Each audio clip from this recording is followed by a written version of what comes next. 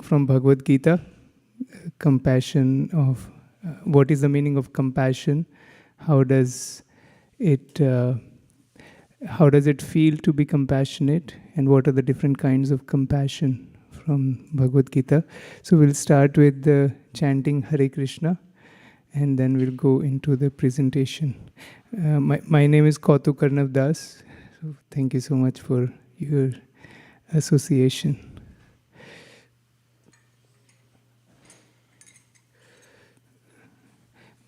We'll sing the Radha Madhav prayers, Prabhuji.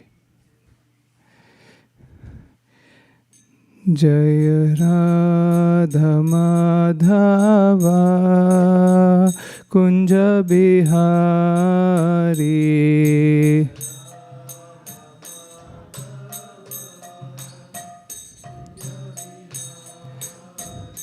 Jaya Radha Madhava Kunja Bihari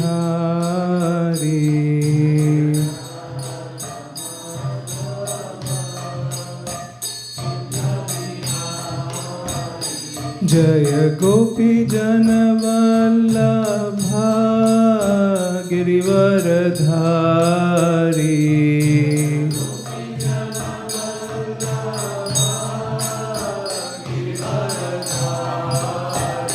Jaya Gopi Jana Vallabha Girivaradhari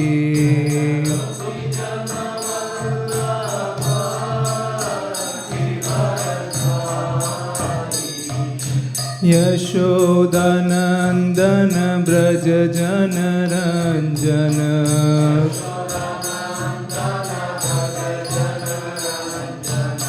Yashodanandana Braja Jana Ranjana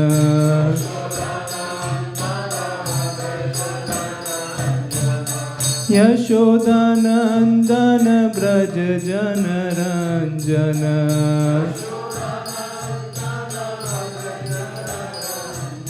Yashodanandana Braja Jana Ranjana Yamuna Tira Vanachari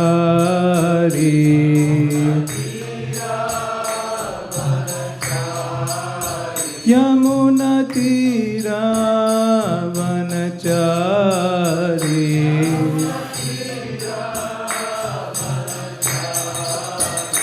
Jaya Radha Madhava Kunja Bihari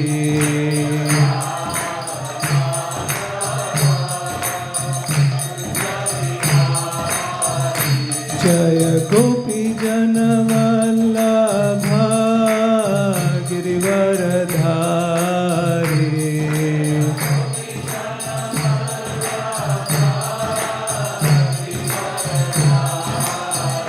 Jaya Gopi Jana Vallabha Girivaradhari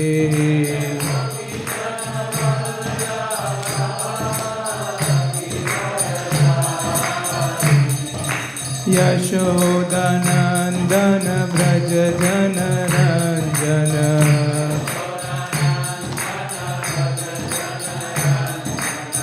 Yashodanandana Braja Jana Ranjana Yamuna Tira Vanachari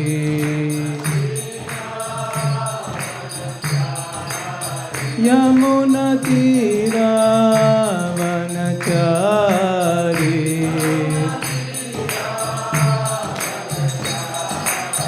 Hare Krishna Krishna Krishna Hare Hare Hare Rama Rama Rama Hare Hare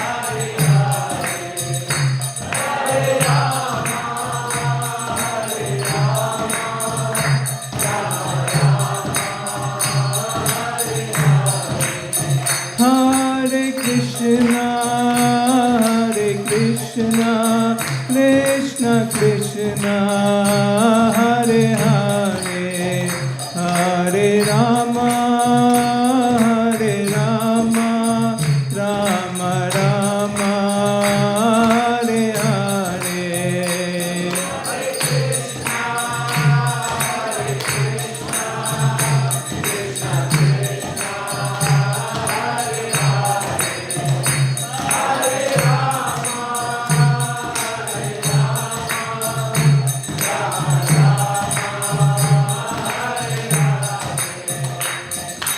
Hare Krishna, Krishna Krishna, Hare Hare, Hare Ram, Ram Ram, Hare Hare.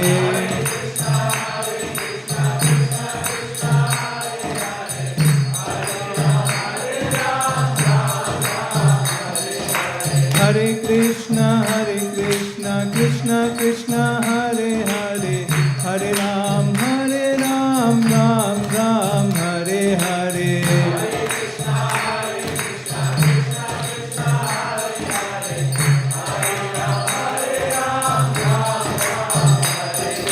Hare Krishna, Krishna Krishna, Hare Hare, Hare Ram, Ram Ram, Hare Hare.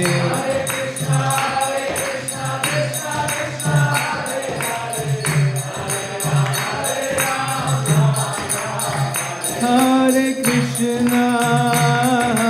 Krishna, Krishna Krishna, Hare Hare, Hare Rama,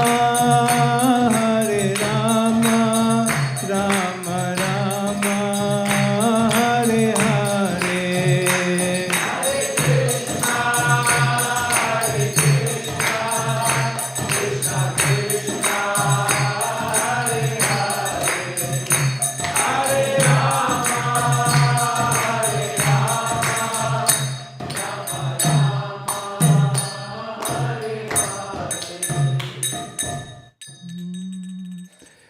We'll start with the Mangala Charan, auspicious prayers to invoke auspiciousness. Prabhu, can we project that short Mangala Charan? Yeah, thank you. Om Ajnanatimirandasya Jnananjana Shalakaya Chakshurunmilitam Yena Tasmai Shri Guruve Namaha. Shri Chaitanya Manobhishtam Sthapitam Yena Bhutale Swayam Rupa Kadamayam Dadati Swapadantikam. Vandeham Shri Guru Shri Yuta Padakamalam Shri Gurun Vaishnavamsha Shri Rupam Sagrajatam Sahagana Raghunathanvitam Tam Sajivam Sadvaitam Savadhutam Parijana Sahitam Krishna Chaitanya Devam Shri Radha Krishna Padan Sahagana Lalita Shri Vishakhanvitamsha. He Krishna Karuna Sindho Dinabandho Jagatpate Gopesha Gopika Kanta Radha Kanta Namostute. Tapta Kanchana Gaurangi Radhe Vrindavaneshwari Vrishabhanu Sute Devi Pranamami Haripriye. Vancha kalpatarubhyascha kripa sindubhya eva cha patitanam pavanebhyo vaishnavebhyo namo namah. Jai Shri Krishna Chaitanya Prabhu Nityananda Shri Advaita Gadadhara Shri Vasadi Gaur Bhakta Vrinda. Hare Krishna, Krishna Krishna, Hare Hare, Hare Rama, Rama Rama, Hare Hare. Hare Krishna, dear devotees, I seek your blessings so that I can glorify Bhagavad Gita and Srimad Bhagavatam in the mode of Guru Parampara. Thank you so much for your association. So, we'll discuss about compassion. In chapter 16 of Bhagavad Gita, Krishna describes the divine and demoniac natures, and in the first few verses, Krishna lists a lot of divine qualities. One of them is being compassionate to all living entities. So, this is the title of the slides. We have Live to Give. And there is a quote by Radhana Swami, earn with integrity and spend with compassion. I really like that quote. So, today we are going to discuss. Yes, Prabhu, we can go on to the next slide. Oh, thank you.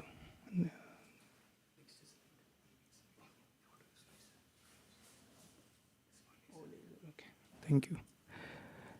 Yeah. So, this is the introduction. We'll read about what is compassion, what was Arjuna's compassion, what is Lord Krishna's compassion, and the conclusion for today. There's a quote Srila Prabhupada says in the purport to Bhagavad Gita 17.16, mind should be so trained that it can be always thinking of doing good for others. And Live to Give is also the name of our campaign. Every year at the end, we have this campaign. We have a big push to distribute Bhagavad Gita all over the world. So I connected both compassion and Live to Give together. So we'll try to understand this.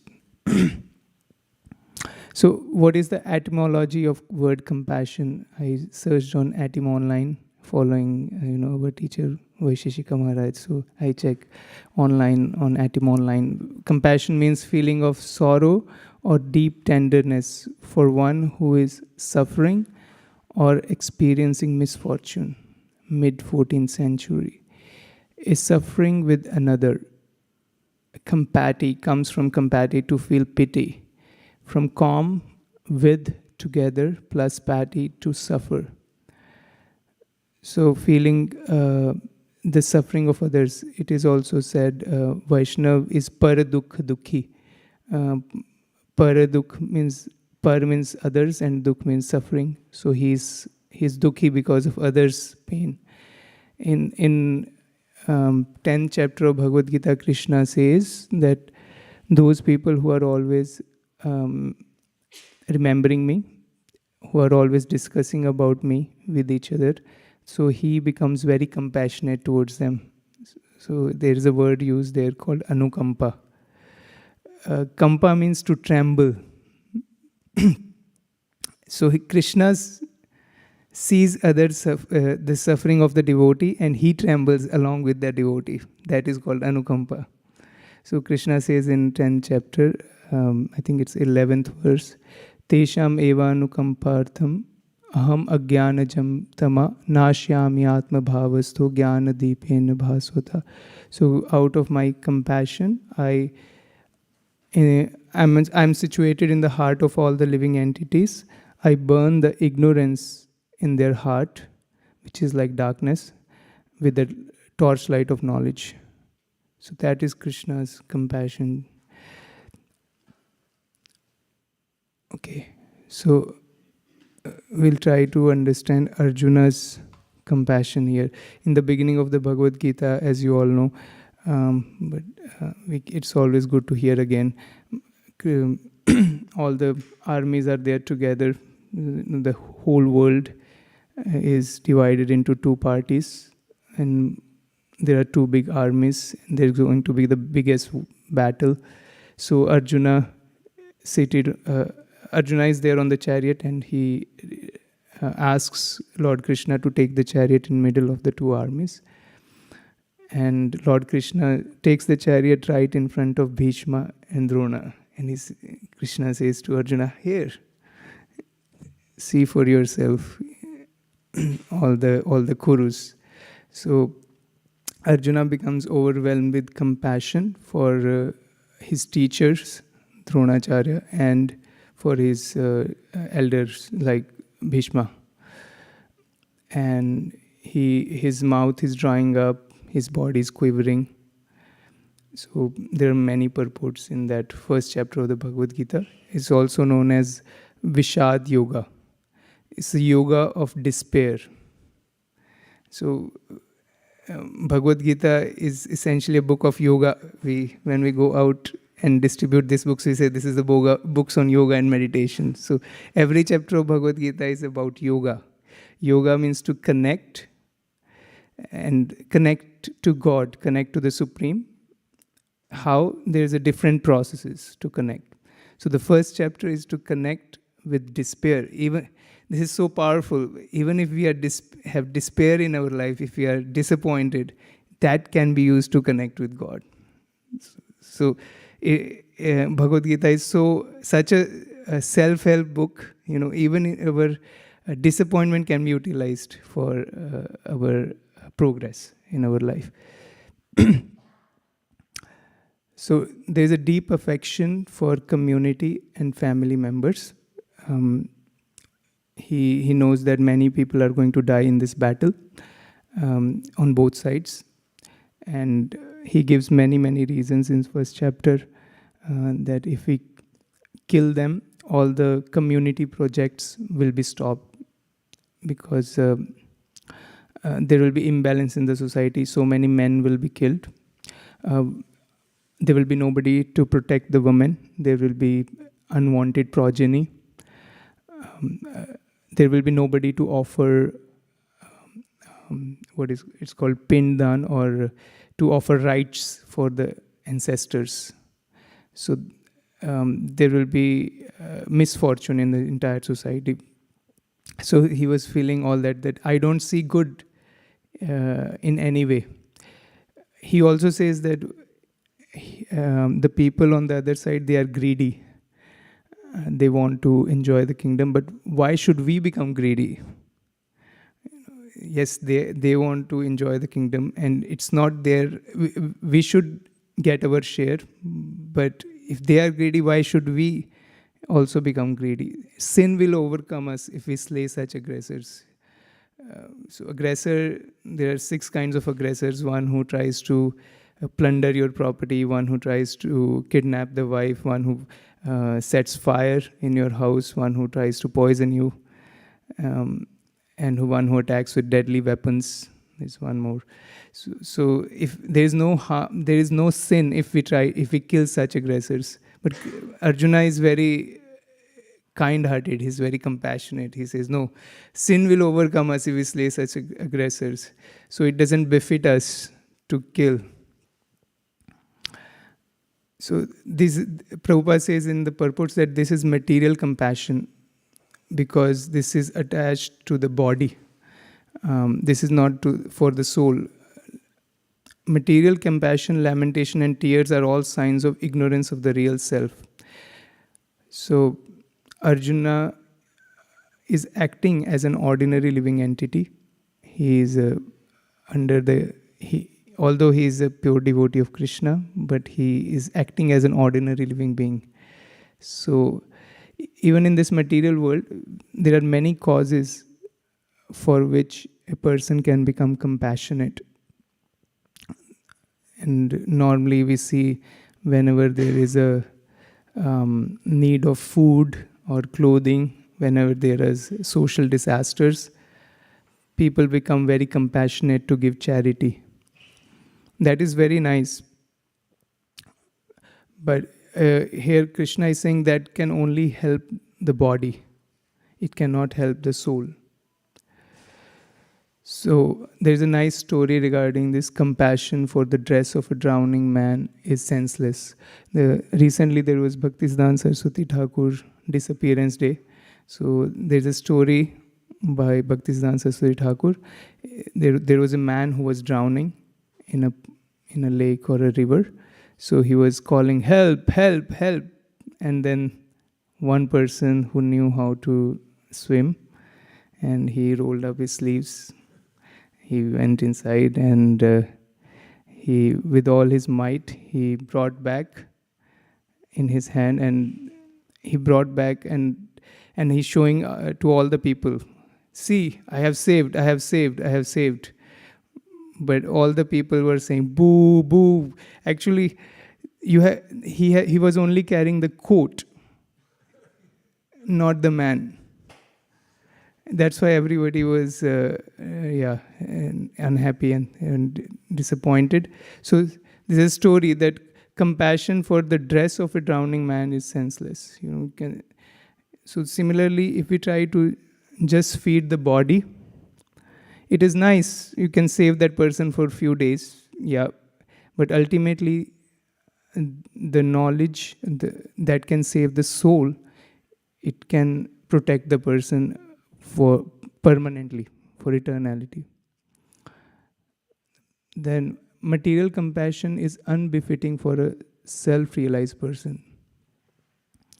So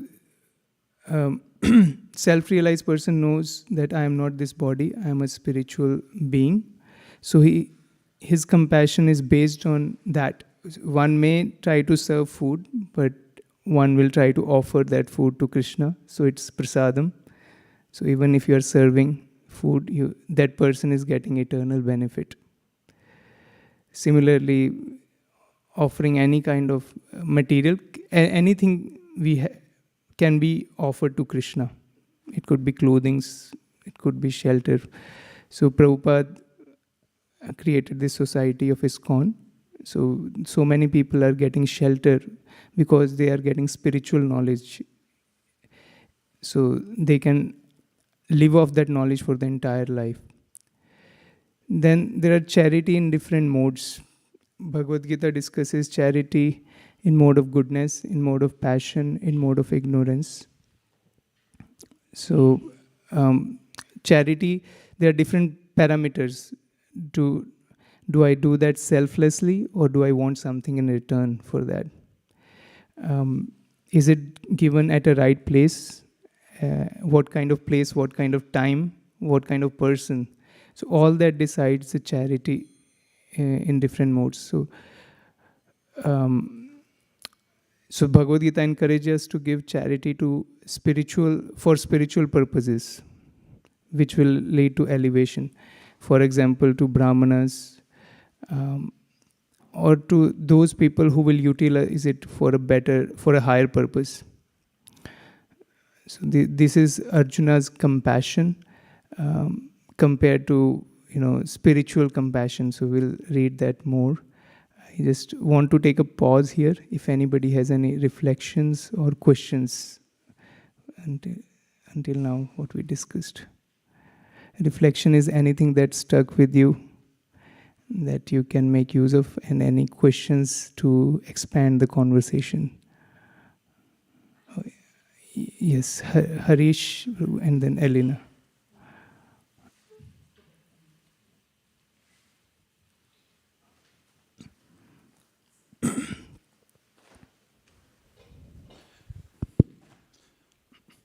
Prabhuji, this definition of compassion on your previous slide, isn't that too limiting? If I am par dukhi, then I will not be able to provide the comfort and the support that the other person needs. So isn't there some element of detachment there, so that I am first in a position where I am able to provide some comfort to you? I am not drowning in your sorrow. So does the definition have some element of detachment there? I don't see that in the way you described it. Yeah, this is as it is from Etim Online, what I saw. But yeah, Parupkar and Anukampa, that I added from myself. The first 4 are from Etim Online. Of course, compassion also includes that one needs to be compassionate to oneself first. You are rightly said. Thank you for pointing that out. Only when we take care of our body and mind can we help others. It's almost a cliche now that in the airport, in the airlines, when there's oxygen mask, they always tell us, please help yourself first before you help others. So yeah, that is true. We need to be compassionate to oneself first. There are people who go beyond the limitations of material body. For example, Srila Prabhupada, he was 70 years old. He left Vrindavan for US, he did not know.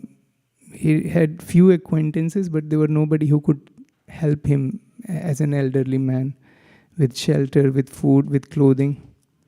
When he was in New York, he was wearing a normal dhoti. He did not have a coat. New York, we know the New York weather. And it was one of the coldest winters in New York. So there are people, there are pure devotees, their compassion can, it's beyond our understanding what Prabhupada did. It is. But yes, Krishna says one should take care of oneself.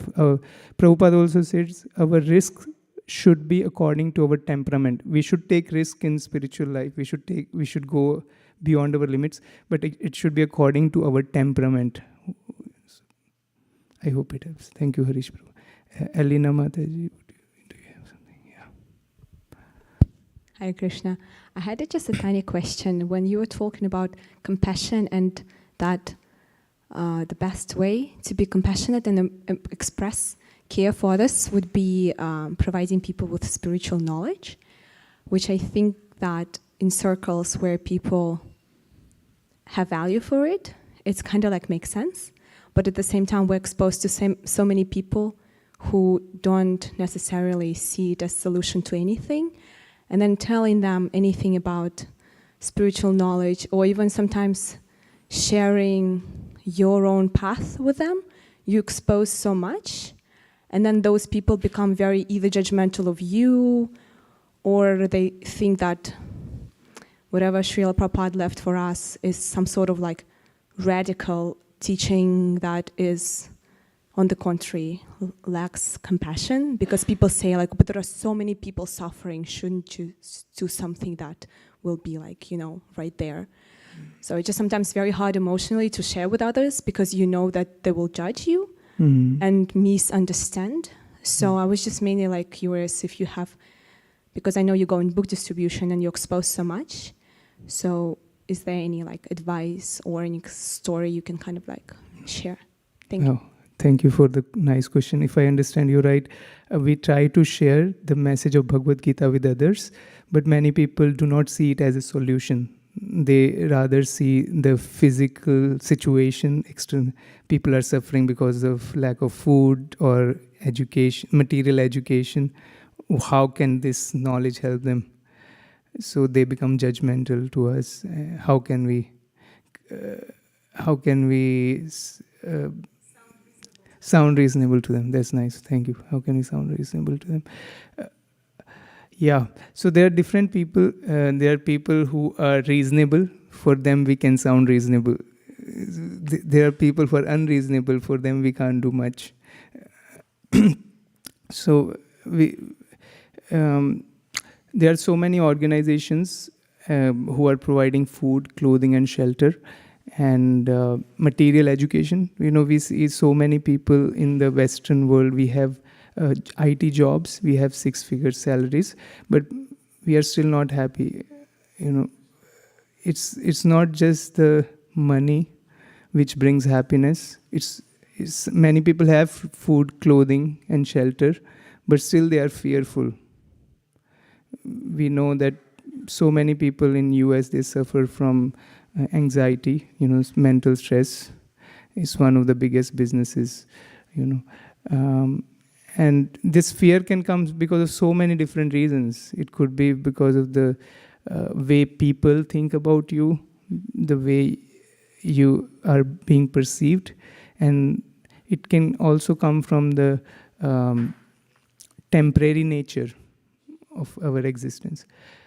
So yes, food, clothing, shelter can cover our basic needs. Maslow hierarchy of needs. It is required, but it is just the physiological needs. After that is satisfied, one needs some higher purpose in life. If there's emotional needs, security, and then there is spiritual needs, self-actualization. So we can try to present this hierarchy of needs. right? Maslow, right? Maslow hierarchy of needs, yeah. So that's how we can try to become reasonable, and we can show them the numbers of the figures, the data points. Another thing that I heard from a teacher, His Grace Vijay Prabhu, actually in Palo Alto, it's one of the most affluent neighborhood in the entire North America and the world. But the number of suicides that youth are committing, it's also one of the highest in Palo Alto. So it's not just about providing food, clothing, and shelter. There has to be sense of inner fulfillment that comes from Bhagavad Gita, the purpose for life. Thank you so much. Thank you. Hare Krishna. Okay, so if there is nothing else, we'll go to the next story of King Nrga. There's story time. Who likes stories? Hare Krishna. I also like stories. So, King Nrga. This is from Srimad Bhagavatam, Canto 10. So this is a story of King Nrga, who was son of Ikshvaku. Ikshvaku, in his dynasty, Lord Ram was born. So King Nrga was very charitable. He liked to give a lot of charity and for good causes. He would give away thousands and thousands of cows to Brahmanas. But his purpose was to enjoy. He knew how the karma works. So if you deposit a lot of charity, in the next life you will get millions of times back, especially if you go to give to Brahmanas. So he wanted to enjoy for a long time in the heavenly planets. And somehow in his next life he became a lizard, So there was Samba and other sons of Lord Krishna who were playing in that area, and they were feeling thirsty, so they approached this well, and they saw this big creature. It's almost like the size of hill. So they were trying to take this lizard out, but they could not. So they requested Lord Krishna for help, and Lord Krishna, he extended his left hand, and for sure as soon as he received the touch of Lord Krishna, it turned into a celestial being, demigod. And then Lord Krishna inquires about how did you become a lizard. So he says that, I was King Nrga in my past life, and I would give a lot of charity. So once upon a time, he gave charity to one Brahman and of a cow. So this cow entered the herd back, entered into king's herd back. So this cow came back to the king, and he gave this cow in donation again to the second Brahman. By mistake, of course. Yeah. Now, both of these Brahmins start fighting. That this is actually my cow. No, this was donated to me. So King Nrga, he said, I will give you 100,000 cows. Please don't fight. Each, I will give you 100,000 cows. But both the Brahmanas, they left unsatisfied. So that was the only mistake he did in his entire life. Because of that, so Yamraj asked him, what do you want to enjoy? First, suffer for your sin or enjoy? He said, I want to suffer first. So that's why he became a lizard. But the moral of the story is that if one aspires for heavenly enjoyment, that is not all. One has to suffer also for the consequences. But if one aspires for bhakti, then Krishna takes care of all the sinful reactions. One doesn't have to. This person got an audience with Lord Krishna, but still he went back to the heavenly planets, not to the spiritual world.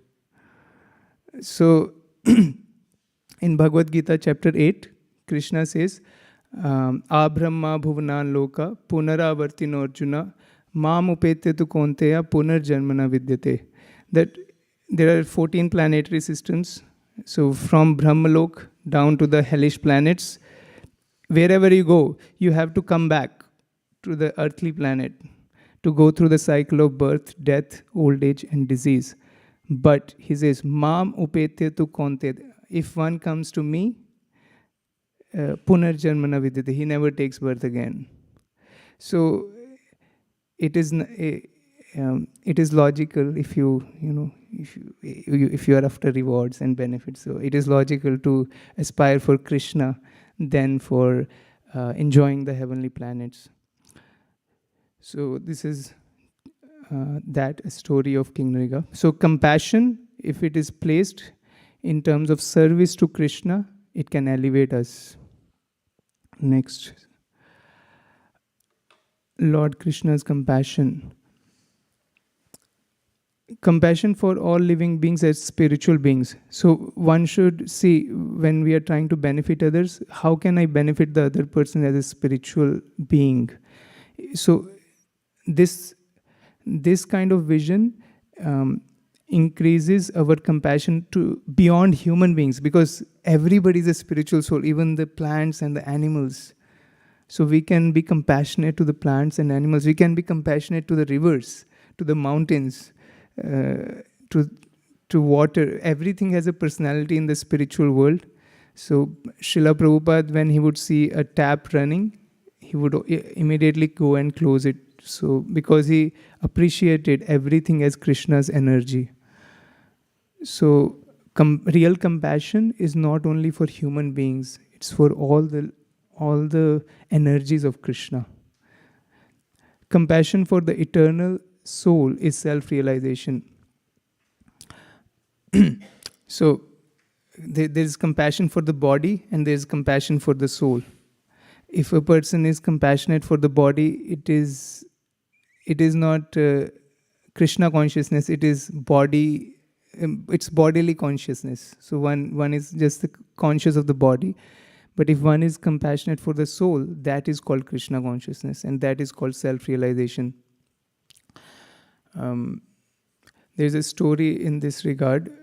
There were two boys, and they were brothers. One of them was suffering from a disease of the bile, so he could not take any solid food. So his parents, they told the younger brother, don't give your elder brother anything solid. But this elder brother, he wanted to eat paratha, or it's a famous bread, Indian bread, So this younger brother, he was feeling compassionate. He said, okay, anyways, my parents are out. Let me do an act of charity. So he prepared a paratha and offered to his elder brother. And after this, of course, as we know, his health deteriorated. And then when the parents came to know, they were chastising this younger brother. So this is a story of so-called compassion, because we don't know what is the real situation of a living being. So real compassion comes from knowledge. Prabhupada says, why knowledge is powerful. Why is knowledge powerful? Because ignorance can lead to a lot of suffering. If we go to the 101 highway and we are driving on the left, it can lead to a lot of sufferings. That's why knowledge is power. Knowledge is power. We can provide food, clothing, shelter, but knowledge can protect a person from so much suffering. Okay, charity in the mode of goodness, we discuss it. One who drinks the water of the Ganges. So this is from the Gita Mahatmya. Yeah, it's a Gita Mahatmya means the glorification of Gita. What are the different benefits of reading Bhagavad Gita? One who drinks the water of the Ganges attains salvation. So what to speak of one who drinks the nectar of Bhagavad Gita? Bhagavad Gita is the essential nectar of the Mahabharata, and it is spoken by Lord Krishna himself, the original Vishnu. So Gita Mahatmya is written by Shankaracharya, where he has written 8 verses in glorification of Gita. This is also there in the introduction of Bhagavad Gita as it is.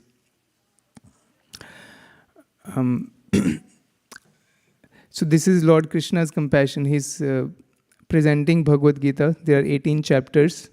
The first 6 chapters are about Karma Yoga, how we can utilize our activities, our prescribed duties to connect with the Supreme. Krishna knows how to meet us where we are. He's not asking us to change our situation.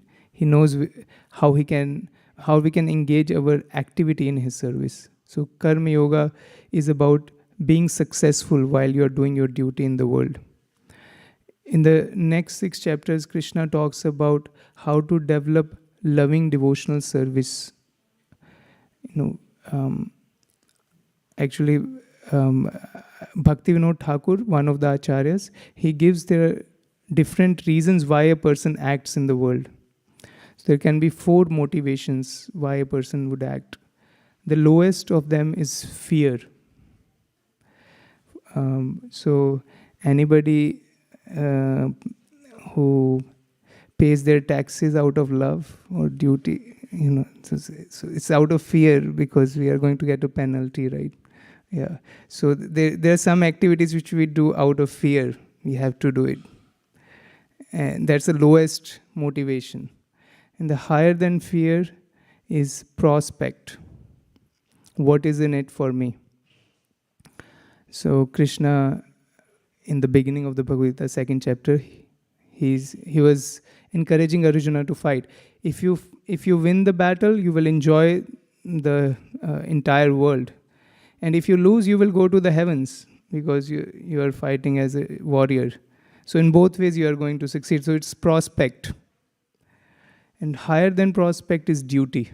So Krishna in 2nd chapter itself, Krishna says, I'm going to tell you something even further.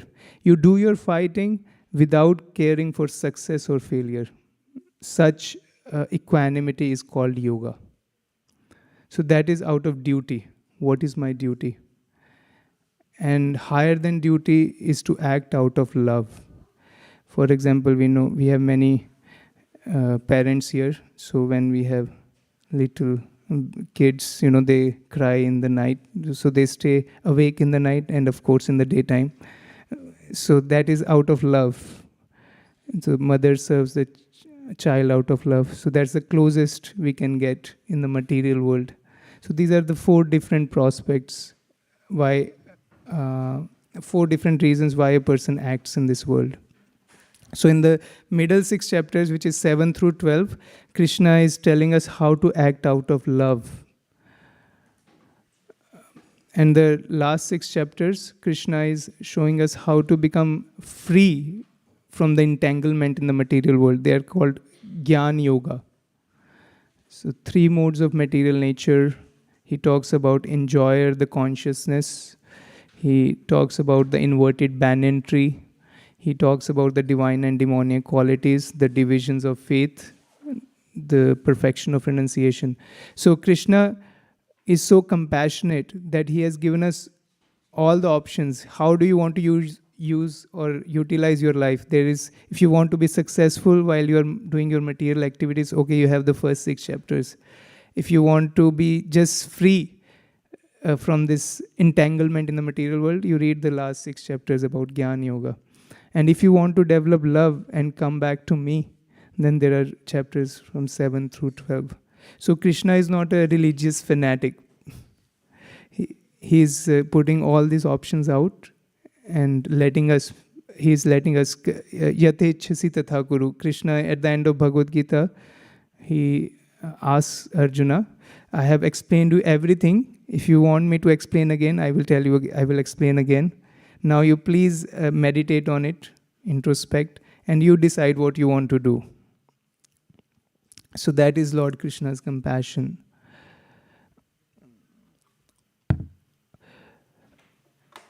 These are few quotations from Bhagavad Gita. One must deliver himself with the help of his mind and not degrade himself. The mind is the friend of the conditioned soul and his enemy as well. So this is from 6.5, chapter 6.5, text 5. So there are so many problems in this world because of the uncontrolled mind. So Krishna is giving us the process of Dhyana Yoga in chapter 6. One must deliver himself with the help of his mind. If we engage our mind in devotional activities, for example, all of you are coming to the temple, it needs a certain level of control over the mind because mind may propose so many other options. and then sitting and being attentive, even though the speaker may not be very it might not be very palatable to hear, but so it needs control of the mind, and then of course you get a treat later on. So that's the best thing, prasadam. So this is how we can control our mind and use it to elevate ourselves. The mind is the friend of the conditioned soul and his enemy as well. Now, this is from a quote from Radhanath Swami. The Gita had been spoken on a battlefield because life is a battle. Krishna's timeless call culminated in the practice of selfless devotion, determination, and spiritual absorption as the means to access a power beyond our own to overcome all fear, the power of God's love. So, the fear comes when we forget our identity. Otherwise, there is no need to fear. For example, if a person is in a foreign country and he is illegally there, then there's fear. But if we understand our identity, if we are a legal citizen, or if we understand that how we are part and parcel of Krishna, then there is no fear. And if we act on that platform, then there is no fear. Also, in Srimad Bhagavatam, there is a verse that all kind of fear arises because of forgetfulness of Krishna. So Bhagavad Gita teaches us three things: how we are eternal living beings, part and parcel of Krishna, how we can revive our relationship with Krishna by, of course, reading Bhagavad Gita, following Krishna's instructions, chanting Hare Krishna, honoring Krishna Prasadam, and worshipping the deities, visiting the holy places. So these are the different processes which are recommended to revive our relationship with Krishna. And the third is the goal, to go back to the spiritual world and eternally act. And of course, to share it with others. That's why we have this campaign, Live to Give. One who is not disturbed in mind even amidst the threefold miseries, or elated when there is happiness, and who is free from attachment, fear, and anger, is called a sage of steady mind. So this is part of chapter 2, when Lord Krishna is giving the details about the identity of the soul. So he says that soul is never burnt, it can never be killed, it can never be dried, we can never wet a soul. So soul is eternal and always existing. So there Arjuna is asking this question: how can we understand a person of steady intelligence? What are the symptoms? How does he walk? How does he sit? How does he talk? So Krishna is giving different explanations for this. One who is not disturbed in the mind, even amidst the threefold miseries, or elated when there is happiness, and who is free from attachment, fear, and anger, is called a sage of steady mind. So there are three kinds of miseries in this world. First is which come from our body itself. Anybody with bodily ailments and something. Yeah, I feel it all the time. Body, mind, and intelligence. There's some kind of trouble always. And second is from other living beings. Anybody facing? Yes, our colleagues, our boss, our relatives, neighbors, or other living entities like mosquitoes, or in India we can say that. So there can be so much trouble from other living entities. And third is from the natural calamities. We had the epidemic, we had changes of weather. Yeah, so all these are threefold miseries. One who is not disturbed even amidst the threefold miseries, or elated when there is happiness. So a devotee accepts everything as mercy of God. If there is difficulty, he tries to learn from it, and if there's happiness, he tries to engage it in Krishna's service. Who is free from attachment, fear, and anger is called a sage of steady mind.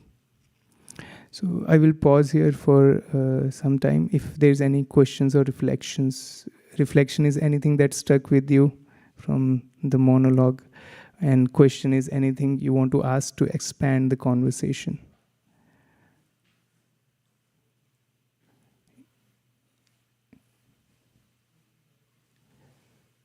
How do you get out of fear and anger? We'll bring a mic for you. Yes. We understood.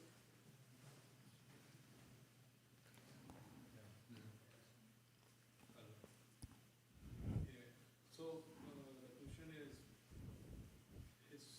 we understand that we should not have fear and anger, but what is the process to get it?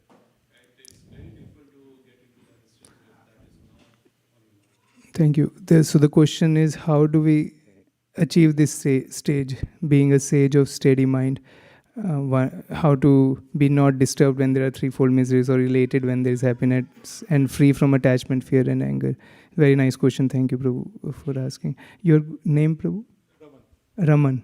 Nice. Thank you, Prabhu. So the process is to follow Acharya. So Krishna says that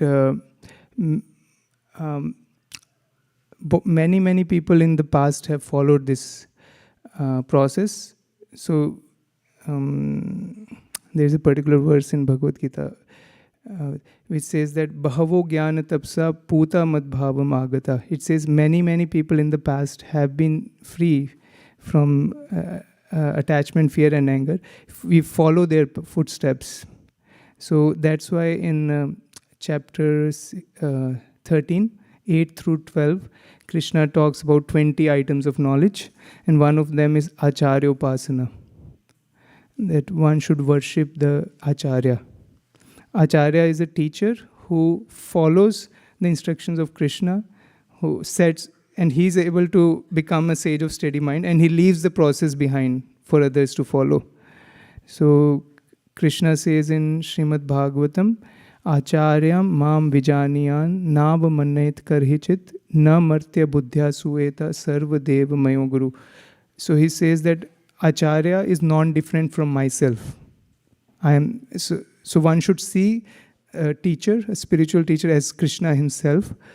Of course, the teacher won't say that he is Krishna. He asks us to serve Krishna, but one should seek a representative of Krishna as Krishna himself, and one should try to follow whatever he teaches us. So for us, we see Srila Prabhupada is one of the acharyas, in our line. So by following the process that he has laid down, chanting 16 rounds, following 4 regulative principles, reading Bhagavad Gita, trying to distribute it to others, that's how slowly we can rise above this.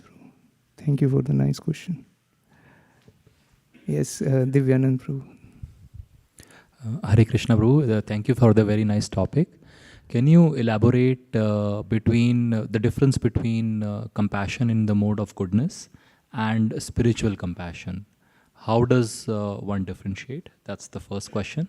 Second question is about King Nrga.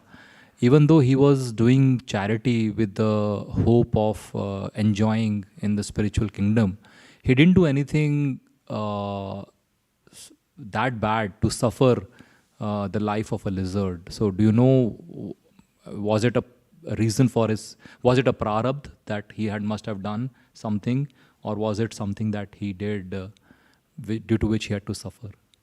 Yeah, let me take the second question first. So King Nrga, he suffered for a slight mistake as a lizard.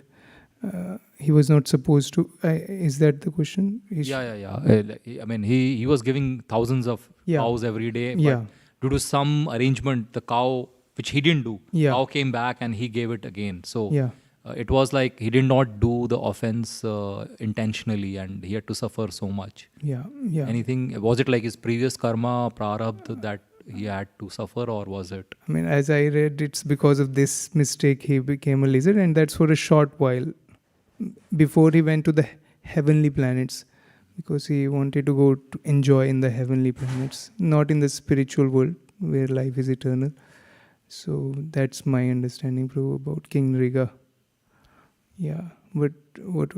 The first one is the difference between compassion in the mode of goodness and spiritual compassion? How do we know that this is mode of goodness? Of course, yeah, I don't expect anything, but how do I differentiate from spiritual compassion? Okay, so the question is, there is compassion in the mode of goodness, as Krishna says in Bhagavad Gita, without expectation of return, as an action of duty, as a duty to a proper person at a proper place at a proper time. That's the charity given in the mode of goodness. And how do we differentiate it from spiritual compassion?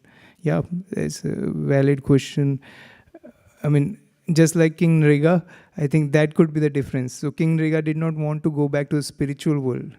He wanted to go to the heavens, material heavens, and enjoy. So what is the intention? Yeah, the intention, do you want to stay back in the material world and enjoy? Then that is mode of goodness. I mean, even though one does not explicitly say that, but it is just natural. It is just natural that one will get the results. Or the activity is to please Krishna and I don't want anything in return. That's pure devotional service. So such a person inherits the spiritual world.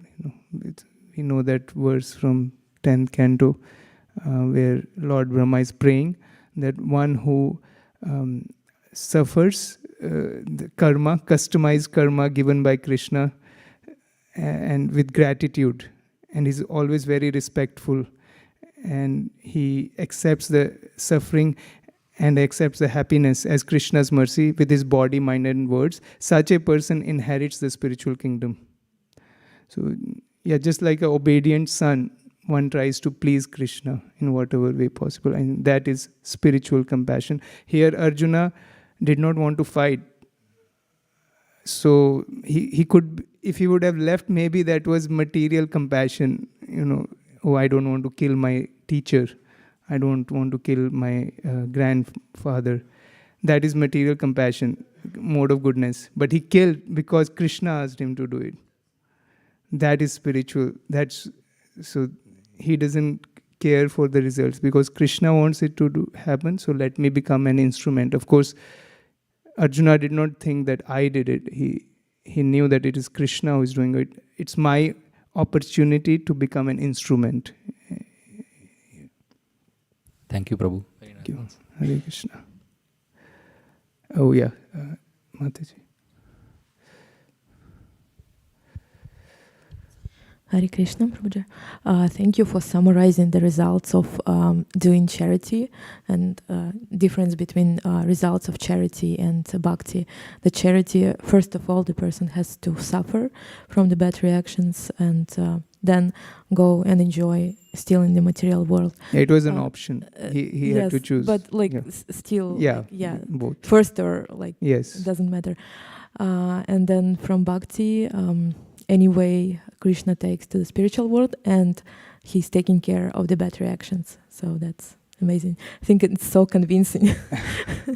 Yeah, thank you. Thank you for that reflection. There's a prayer in Srimad Bhagavatam where Maharaj Prithu is praying to Krishna that I don't know what is good for me. You are a father, just like a father knows what is good for the children.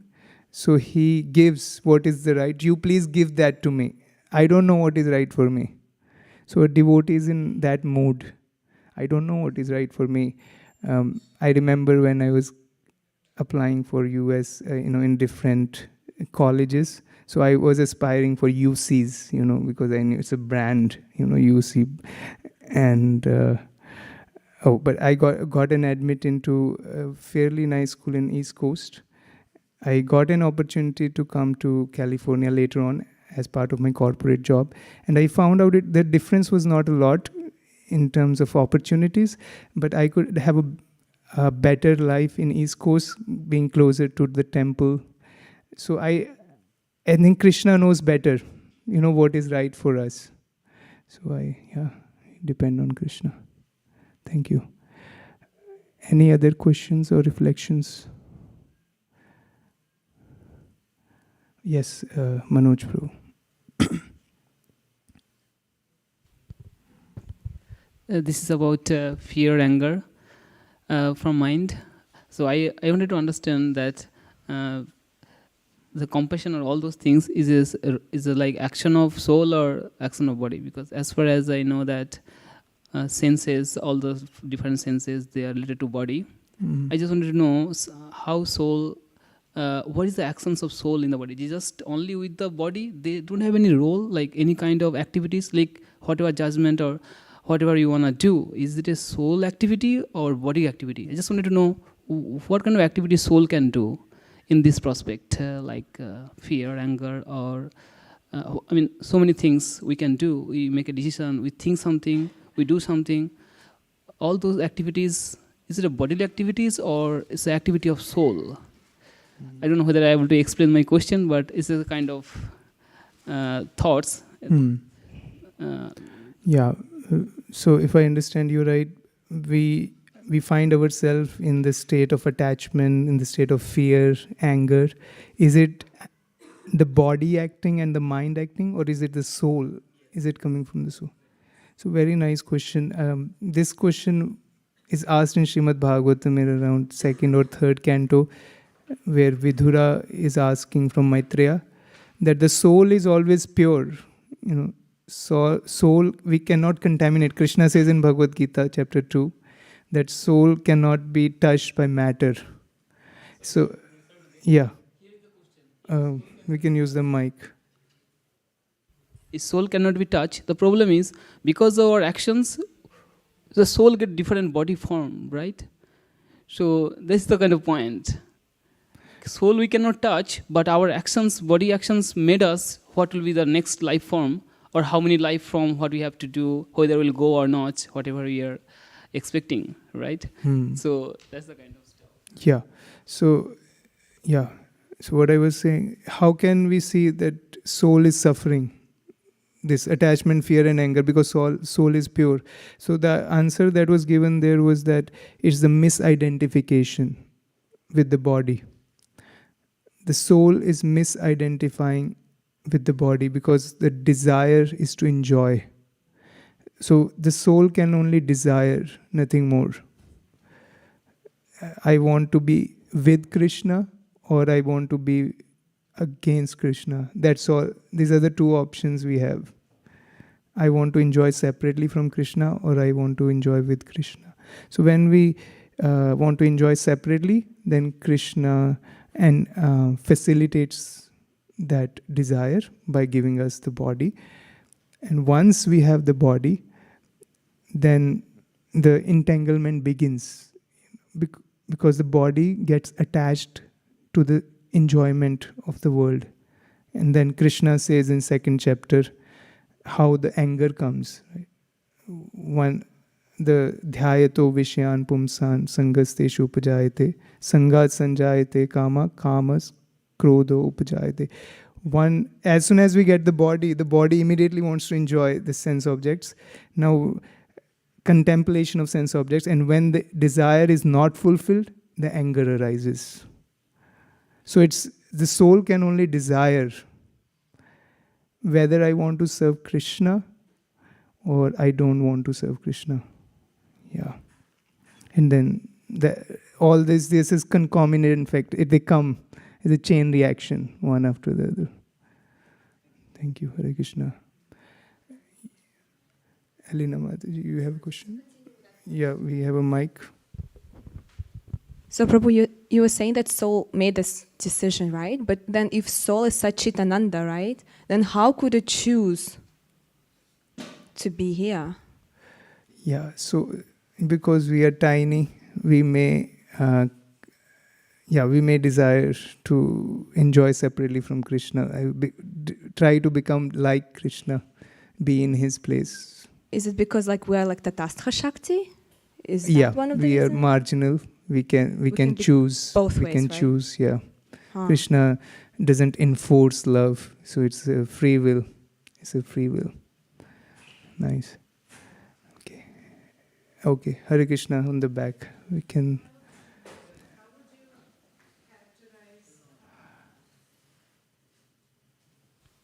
How would you, Hare Krishna, Hare how would Krishna. you characterize enjoying with Krishna? Oh, enjoying with Krishna. Wow, that's very nice. So, I mean, enjoying with Krishna means, there's a saying in America, you love me, love my dog. So if we want to offer our love to anyone, we would like to love their dog also. So all the devotees of Krishna are like Krishna's dogs. So if we try to be with Krishna's devotees and try to do what they are doing to please Krishna, that is like enjoying with Krishna. Because Krishna is like a king. So king is never alone. He always has his entourage. So Krishna in the spiritual world has his entourage. Even in the material world, the pure devotees, even while they are here, they are connected with Krishna. So as we were discussing, the acharyas, they are always in connection with Krishna. That's why they write these books, about commentaries on Bhagavad Gita, so that we all can take that benefit.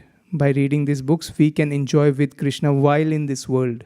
So, for instance, Krishna says in Bhagavad Gita, Patram pushpam phalam toyam yo me bhaktya prechati tadham bhakti upahritam ashnami priyatatmana. Says, if one offers me with love and devotion, water, a leaf, fruit or flower, I will accept it. So if one offers this kind of items and then we honor it as prasad, that is, we are enjoying with Krishna. That food is Krishna's mercy. We chant Krishna's names, we sing and dance. That is enjoying with Krishna. And we try to apply these books in our life. That is enjoying with Krishna. Association with devotees is going to the holy places. So these are the 5 processes, A, B, C, D, E of spiritual life given by Sri Chaitanya Mahaprabhu. So there are elaborate books on this. There's a book called Bhakti Rasamrit Sindhu by Rupa Goswami. It's an ocean of nectar of devotional service. It's an ocean. So he gives 64 principles how we can enjoy. And out of those 5 are primary, which Sri Chaitanya Mahaprabhu has listed. So they are association with devotees, reading spiritual texts, chanting Hare Krishna, deity worship, and entering Vrindavan or living in a holy places. Hope it helps. Thank you so much. Hare Krishna. Oh, yes, Hansapriya Mataji.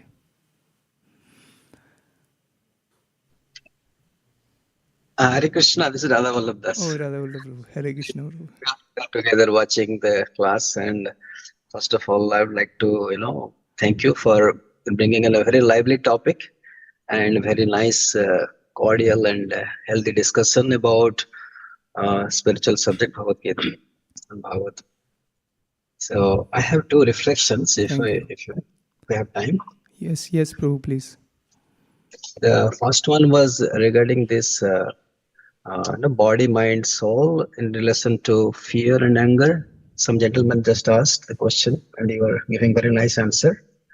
So I have a reflection on that. There are 2 approaches. The one you said, from understanding that our identity as a soul and understanding in terms of how the anger and fear affects and that can be administered or that can be. That is one approach. The other approach is that is inside out, from soul to the body. The other approach is understanding from the body and gradually taking to the spiritual level.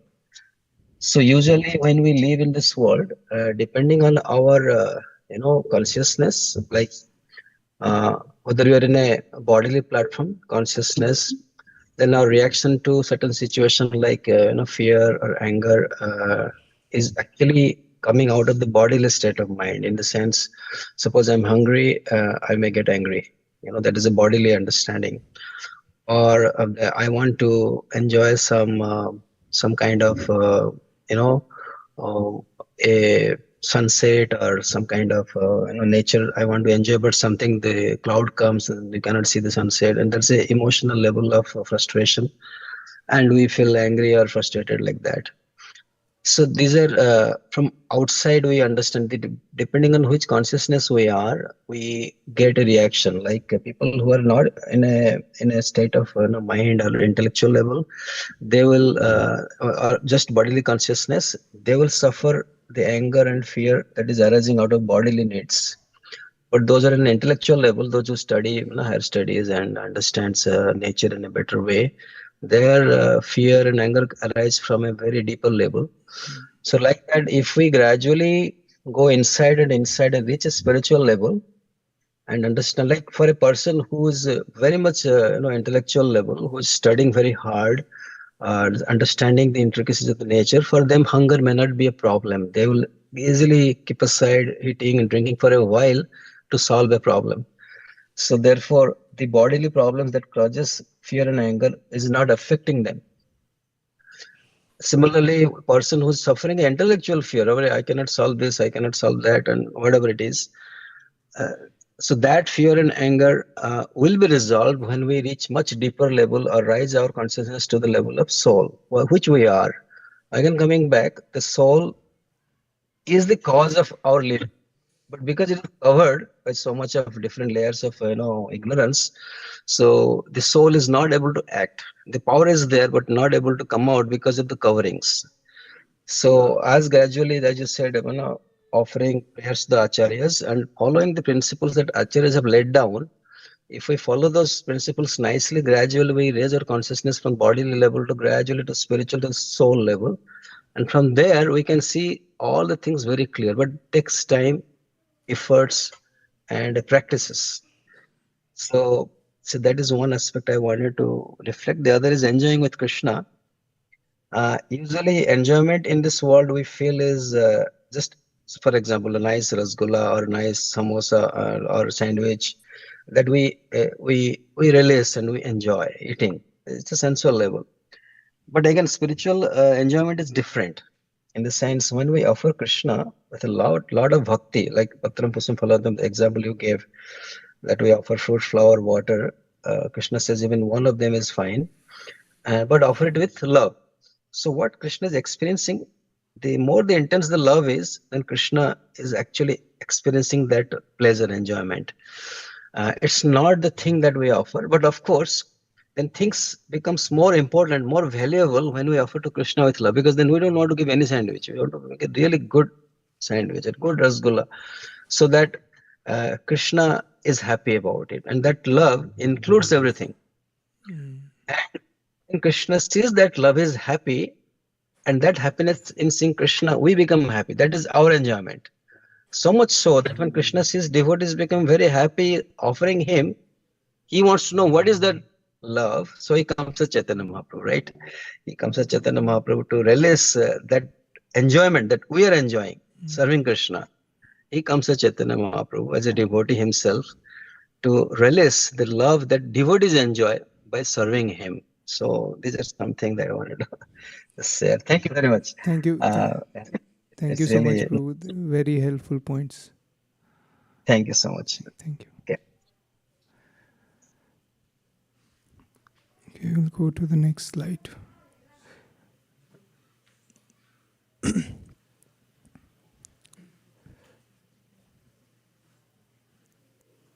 One second. So, yeah, Bhagavad Gita is also known as Gita Upanishad. It is the essence of Vedic knowledge and one of the most important Upanishads in Vedic literature. So, Vedas and Upanishads, they come with the creation of the universe, and there are 108 Upanishads. So Bhagavad Gita is also one of the Upanishads. It's called Gita Upanishads, and it's a essence of all Vedic knowledge and one of the most important Upanishads. So in this day and age when we don't have time to go through all the Vedas and Upanishads, we can just, it's a discount for us, just read Bhagavad Gita, and we have read all the 108 Upanishads and more. It's the essence. So it's a good motivation to read Bhagavad Gita. Okay. So the conclusion, the best way to find yourself is to lose yourself in service to others. Mahatma Gandhi. So if we try to lose ourselves in service to others by giving them spiritual compassion, that's how we can find ourselves truly. So Prabhupada's quotation during a room conversation in San Diego, so read Bhagavad Gita thoroughly, try to understand it, and you can distribute it. That is a great service to Krishna, to your personal self, and to the person you are speaking about Krishna. So this is a win-win situation. Everybody wins. You are winning, the person who is receiving the book is winning, and Krishna, everyone is happy. So when Srila Prabhupada was, he was a householder, so his spiritual master, Srila Bhaktisiddhanta Saraswati Thakur, he was not keeping well.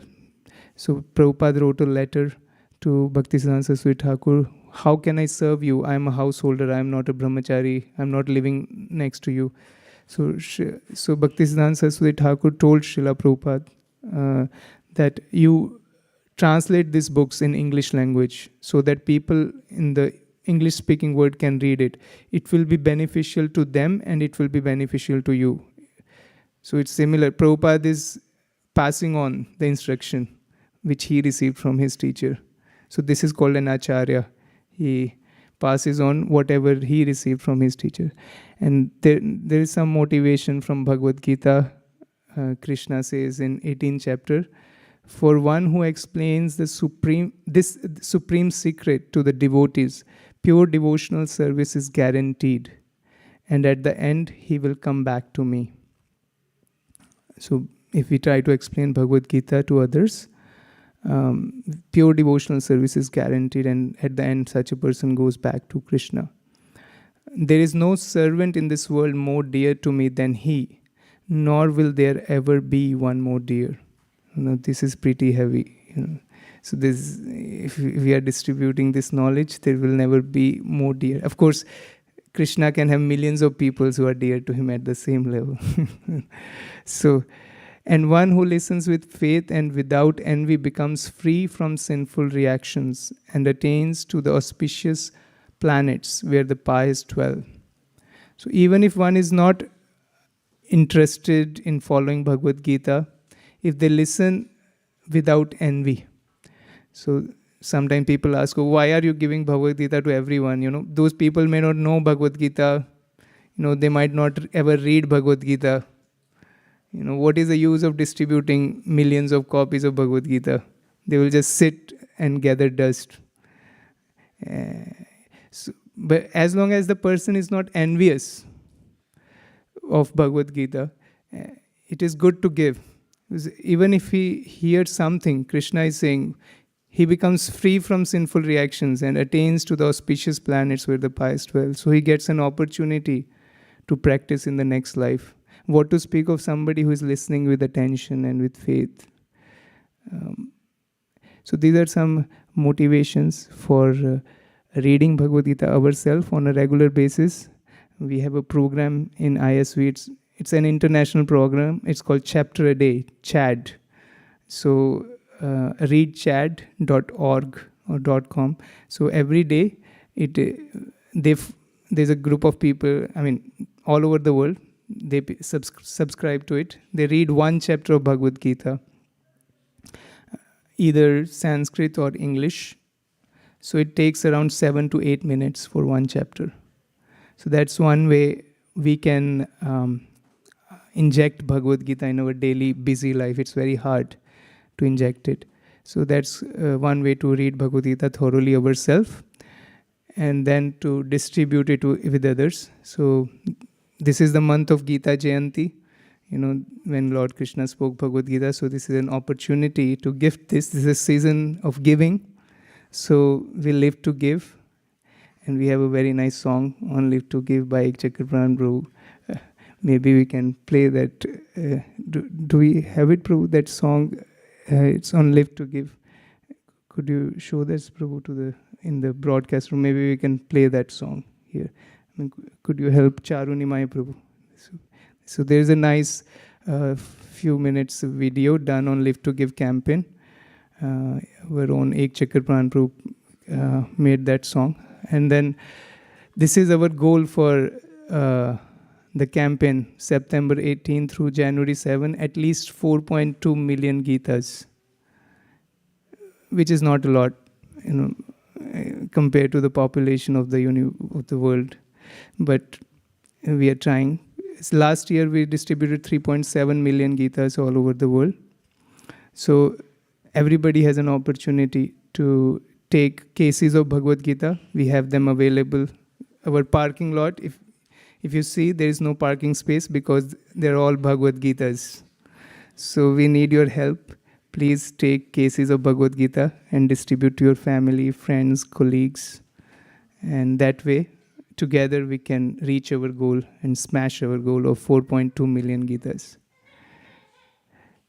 Hare Krishna, Krishna Krishna, Hare Hare, Hare Rama, Rama Rama, Hare Hare. Okay, we'll take one or two questions or reflections while they are getting the video ready.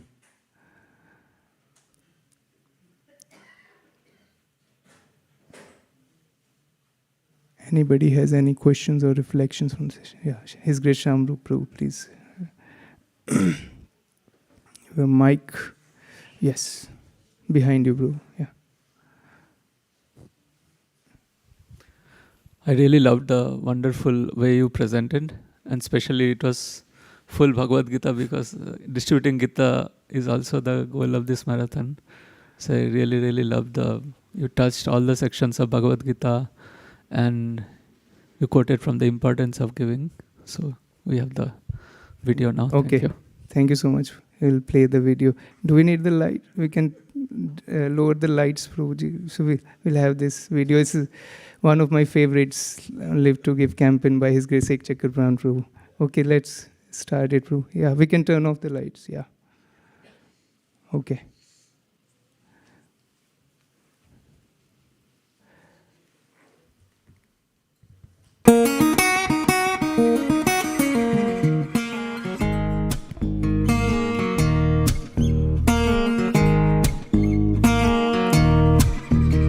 It started with a dream to save the West, a life of preparation for a transcendental quest. Through an old typewriter, the flame began to rise, a light to lift the weary hearts and open darkened eyes. Live to give, let the Gita soar, a ray of hope from door to door. For every soul that longs to live, we live to give. We live to give, we live to give, we live to give. In every town and village, wherever souls reside, distributing the nectar, Nityananda as our guide. Each book a ticking time bomb, exploding full of grace, a flash of perfect wisdom, a glimpse of Krishna's face. Live to give, let the Gita soar, a ray of hope from door to door. For every soul that longs to live, we live to give, we live to give, we live to give, we live to give. Make every step a dance and every word a song, a world alive with happiness where everyone can belong. We're smashing goals together in the dust of lotus feet, revealing confidential secrets to the people on the street. Live to give, let the Gita soar, a ray of hope from door to door.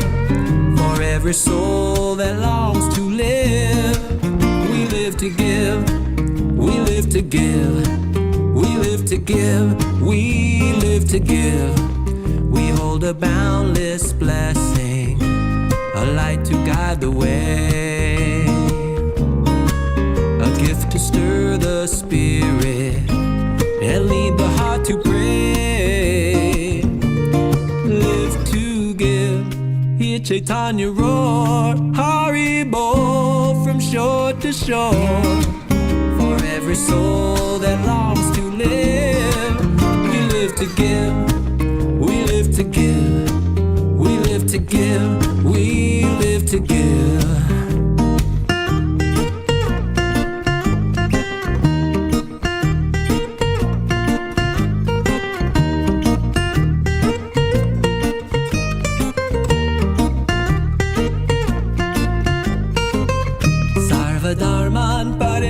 Raja Mamekam Sharanam Raja Aham Tvam Sarva Papebhyo Mokshayishyami Ma Shucha Sarva Dharman Parityaja Mamekam Sharanam Raja Aham Tvam Sarva Papebhyo Mokshayishyami Ma Shucha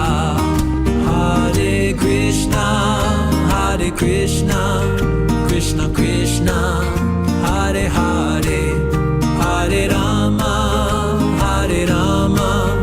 Rama Rama, Hare Hare, Hare Krishna, Krishna Krishna, Hare Hare, Hare Rama, Rama Rama, Hare Hare.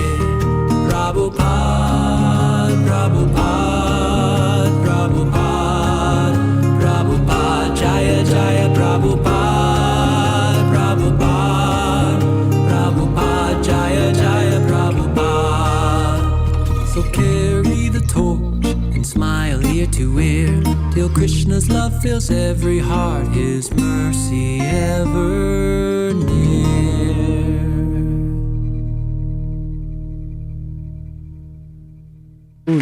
Hari Bol. Hari Bol. Hari Bol.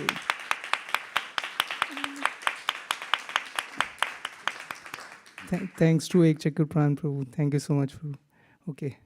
So we have Bhagavad Gita available outside. One case has 24 copies. Donation is 108 on only. It's a discount price. So please come carefully. We don't want a stampede. So now we have Aarti, 5 to 5:30, and then we'll have book table and the prasadam distribution.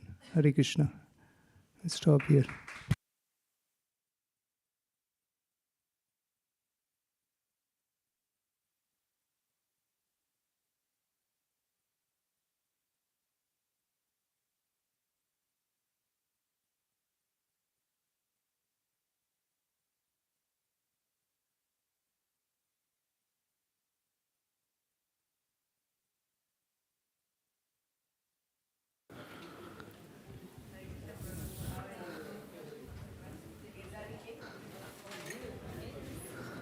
Balaram. Hare Krishna. Will now.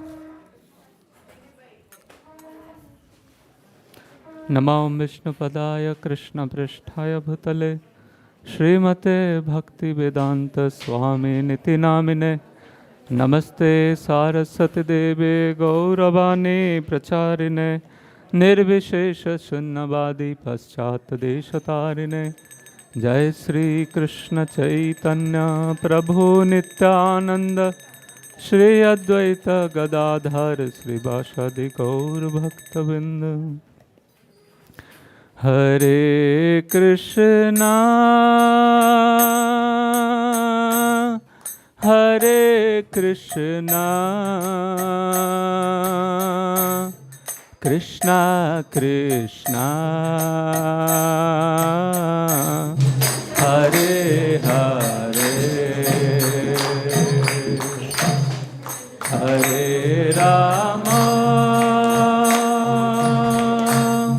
Hare Rama Rama Rama Hare Hare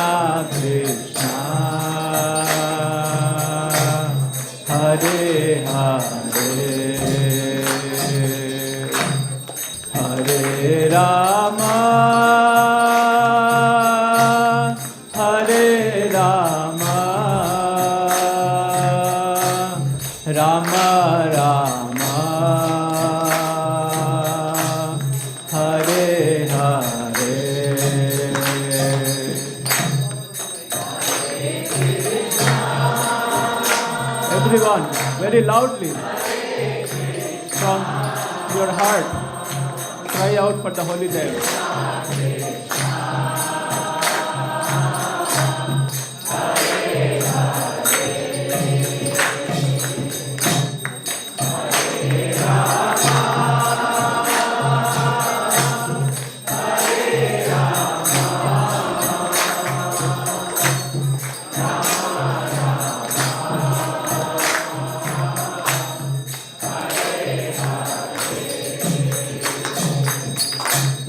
Hare Krishna,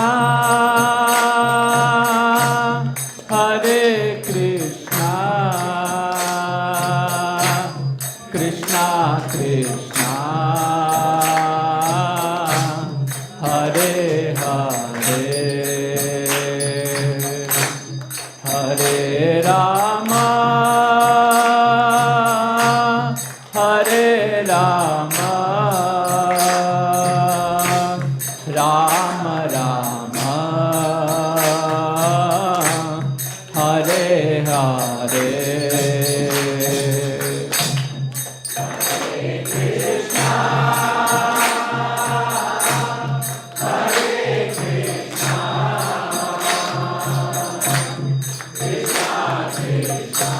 Krishna is wearing beautiful dress which has fishes.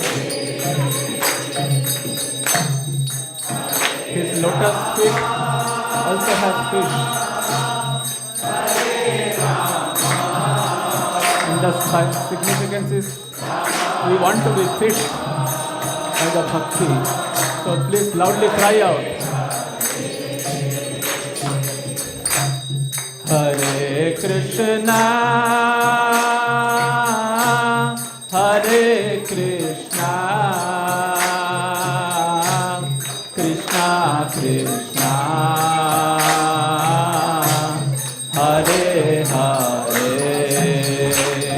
Hare, Hare Rama, Hare Rama, Rama Rama, Hare Hare.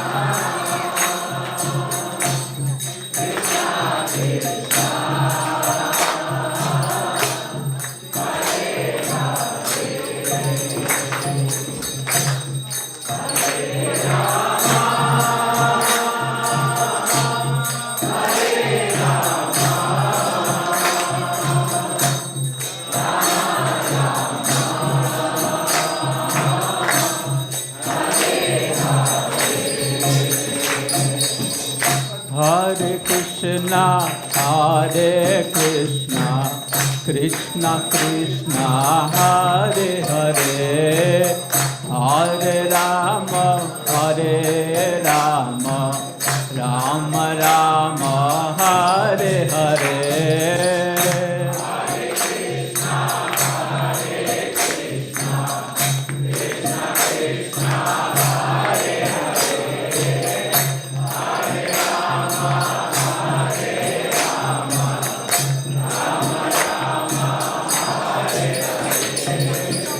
Hare Krishna, Hare Krishna, Krishna Krishna, Hare Hare, Hare Rama, Hare Rama, Rama Rama, Hare Hare.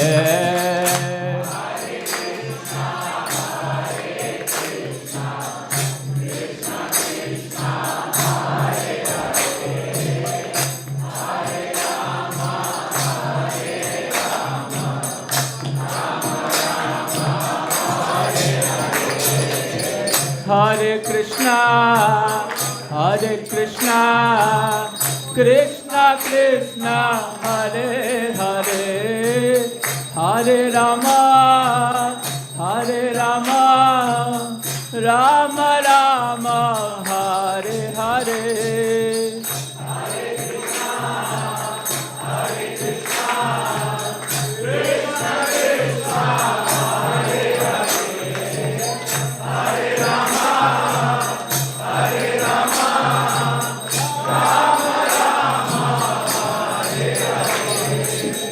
Hare Krishna, Krishna Krishna, Hare Hare, Hare Rama, Rama Rama, Hare Hare. Hare Krishna, Krishna Krishna, Hare Hare, Hare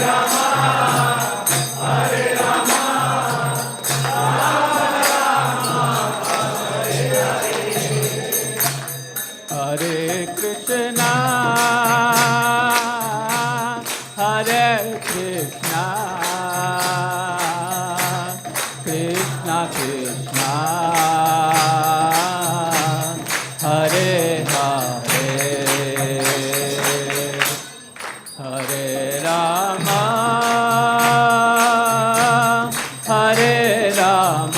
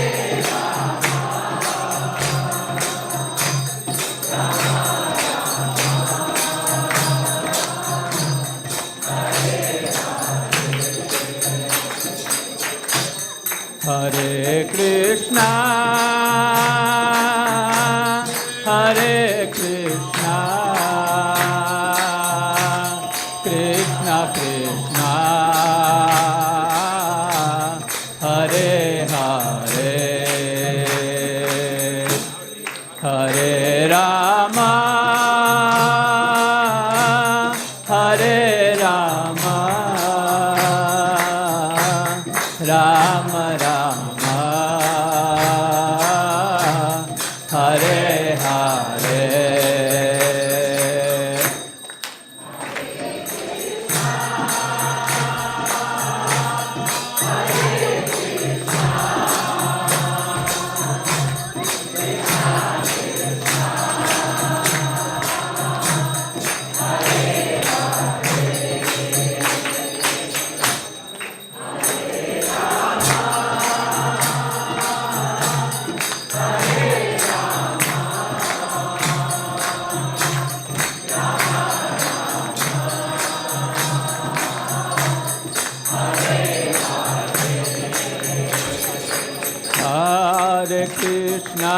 Hare Krishna, Krishna Krishna, Hare Hare, Hare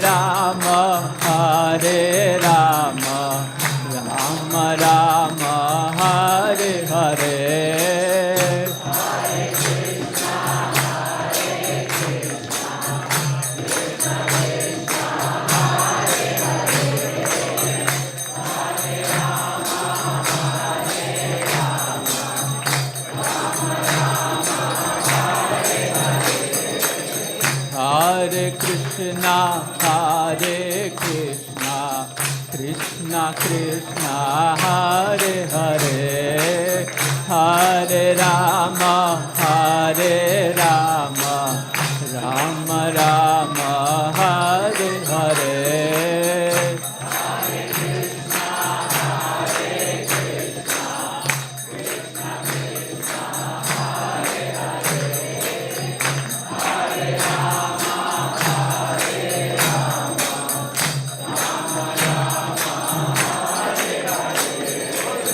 Hare Krishna, Krishna Krishna, Hare Hare, Hare Rama, Rama Rama, Hare Hare.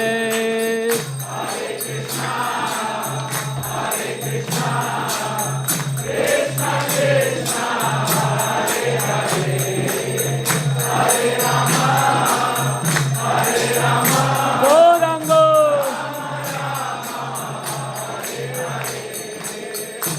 Hare Krishna, Hare Krishna, Krishna Krishna, Hare Hare, Hare Rama, Hare Rama, Rama Rama, Hare Hare. Hare Krishna, Hare Krishna, Krishna Krishna, Hare Hare, Hare Rama, Hare Rama, Rama Rama, Hare Hare. Hare Krishna, Hare Krishna, Krishna Krishna, Hare Hare, Hare Rama, Hare Rama,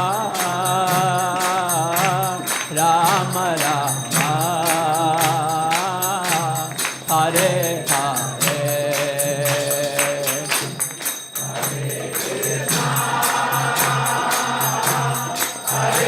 Everyone, very loudly.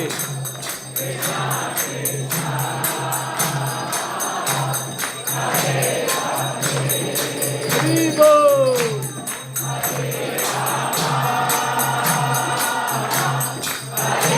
Raise your hand and dance.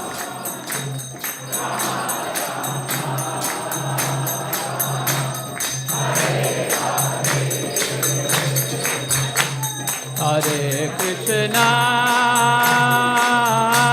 Hare Krishna, Krishna Krishna, Hare Hare, Hare Rama, Hare Rama, Rama Rama, Hare Hare.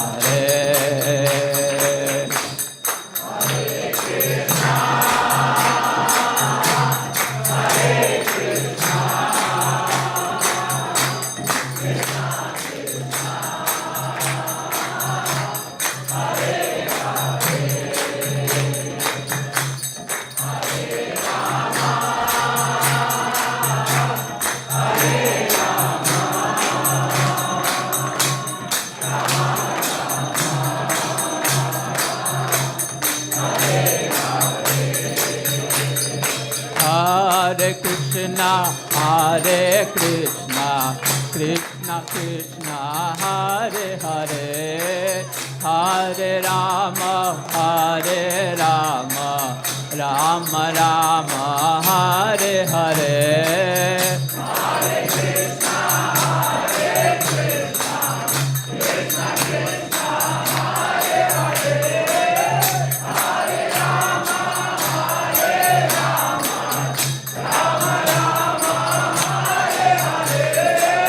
Hare Krishna, Hare Krishna, Krishna Krishna, Hare Hare, Hare Rama, Hare Rama, Rama Rama, Hare Hare. Hare Krishna, Hare Krishna, Krishna Krishna, Hare Hare, Hare Rama, Hare Rama, Rama Rama, Hare Hare. Hare Krishna, Hare Krishna, Krishna Krishna, Hare Hare, Hare Rama, Hare Rama, Rama Rama, Hare Hare. Hare Krishna, Hare Krishna, Krishna Krishna, Hare Hare, Hare Rama, Hare Rama, Rama Rama, Hare Hare. Hare Krishna, Hare Krishna, Krishna Krishna, Hare Hare, Hare Rama, Hare Rama, Rama Rama, Hare Hare. Hare Krishna, Hare Krishna, Krishna Krishna, Hare Hare, Hare Rama,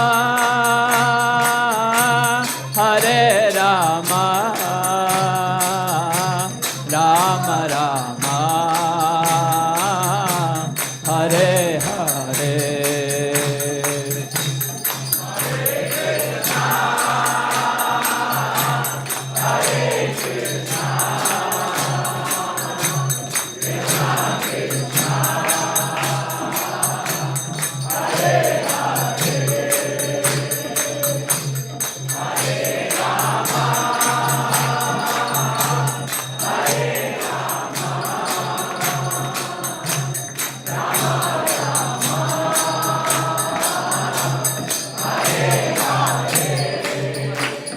One last time, everyone please raise your hand and loudly from the core of your heart please sing Hare Krishna, Hare Krishna, Krishna Krishna, Hare Hare, Hare Rama, Hare Rama,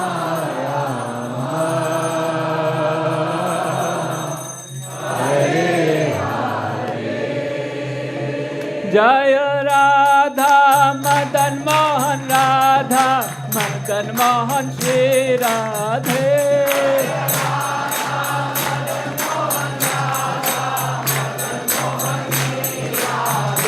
Jaya Radha Madan Mohan Radha Madan Mohan Shri Radhe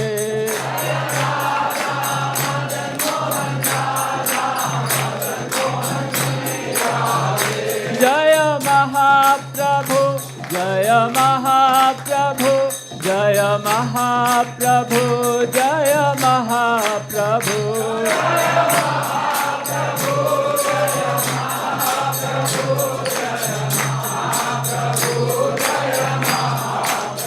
Jaya Panchatattva, Jaya Panchatattva, Jaya Panchatattva, Jaya Panchatattva.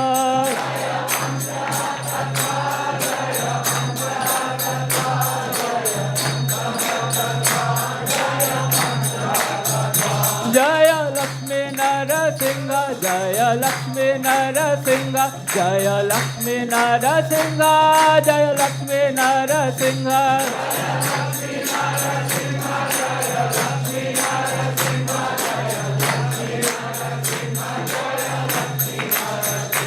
Jaya Jaya Prabhupada, Prabhupada, Prabhupada, Jaya Prabhupada.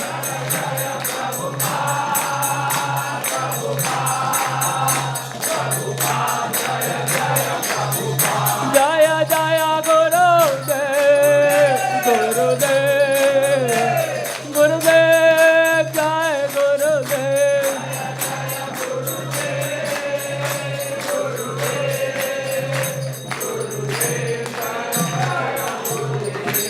Everyone please sit down and pay obeisances. Shri Shri Radha Madan Mohan Shriman Mahaprabhu Shri Shri Lakshmi Narasimha Subha Sandharati ki Jai Namam Vishnupad Paramhamsa Parivrajaka Acharya Ashtottar Shatya Srimad. His Divine Grace A.C. Bhakti Vedanta Swami Maharaj Srila Prabhupada ki ISKCON Devotee Founder Acharya Jagat Guru Savior of the whole world Srila Prabhupada ki Jai Namam Vishnupad Paramhamsa Parivrajaka Acharya Ashtottar Shatya Srimad.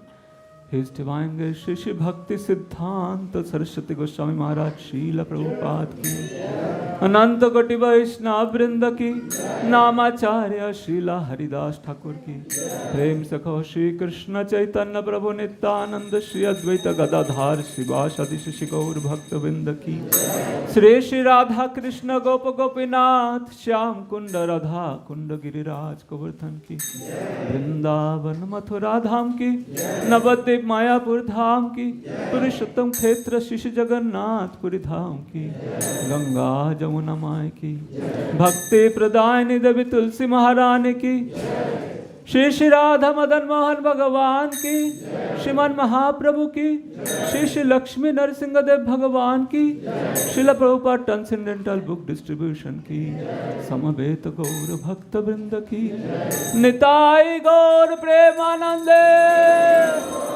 All glories to the assembled devotees. All glories to the assembled devotees. All glories to the assembled devotees. All glories to Shri Guru and Sri Gauranga. All glories Srila Prabhupada ki.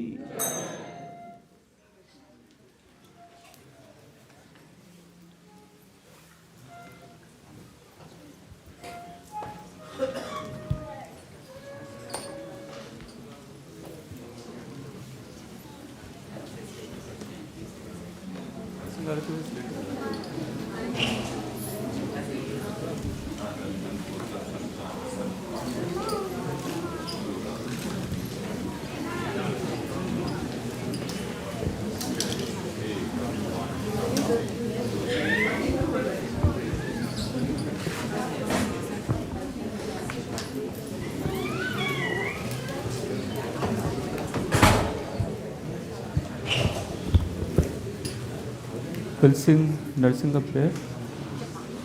The kids here to it. Namaste Narasimhaya. Namaste Narasimhaya. Pralada Lada Daine.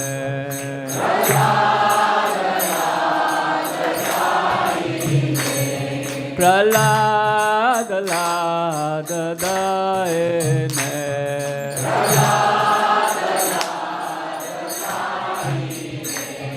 Hiranyakashi Purvakshaya.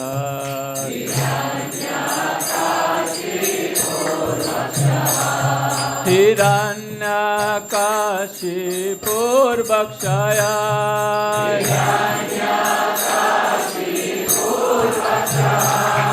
Hiranyakashi Purvakshaya.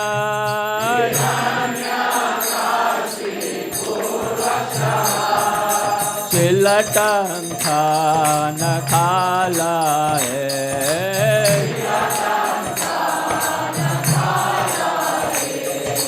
Shilatankhana khalaye.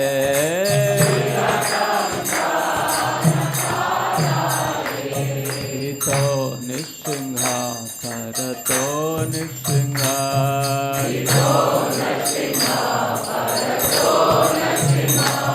Ito Nishingha Parato Nishingha.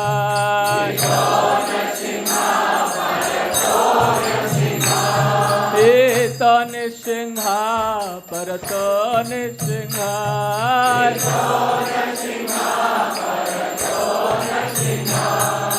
Yata yata yami tato nishingha.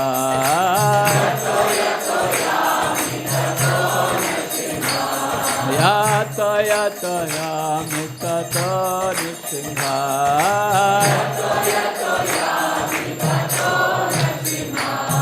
Bahir nishingha hridaye nishingha.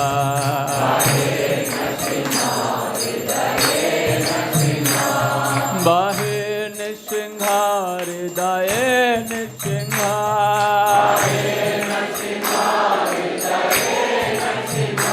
Bahir Nishingha Hridaye Nishingha.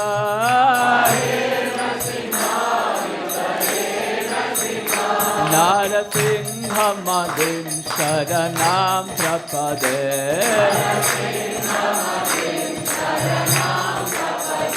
Narasingha Madhim Sharanam Prapade.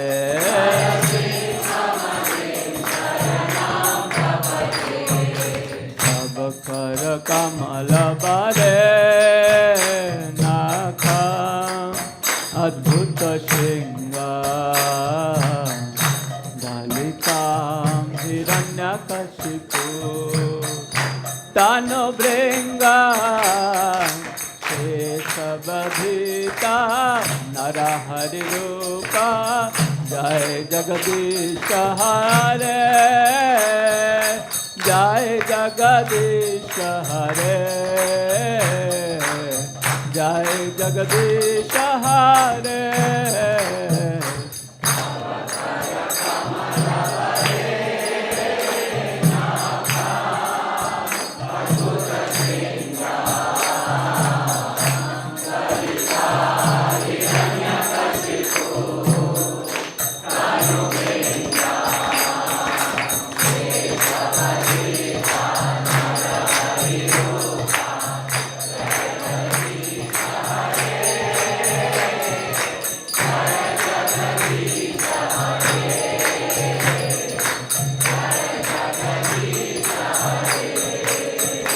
Jaya Keshavadeta Narahari Rupa Jai Jagadish Hare,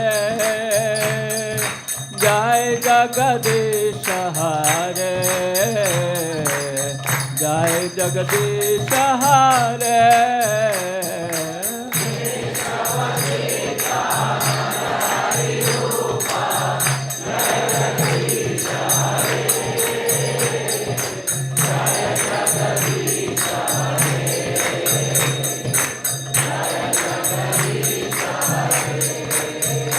Jaya Narsingadev, Jaya Narsingadev, Jaya Narsingadev, Jaya Narsingadev.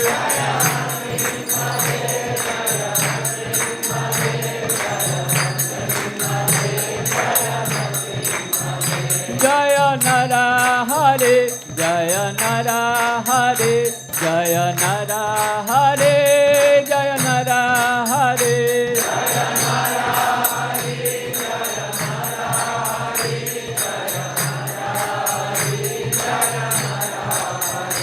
Jaya Prahlad Maharaj, Jaya Prahlad Maharaj, Jaya Prahlad Maharaj, Jaya Prahlad Maharaj, Jaya Prahlad Maharaj, Jaya Prahlad Maharaj, Jaya Prahlad Maharaj, Jaya Prahlad Maharaj. Jaya Jaya Prabhupada, Prabhupada, Prabhupada, Jaya Prabhupada.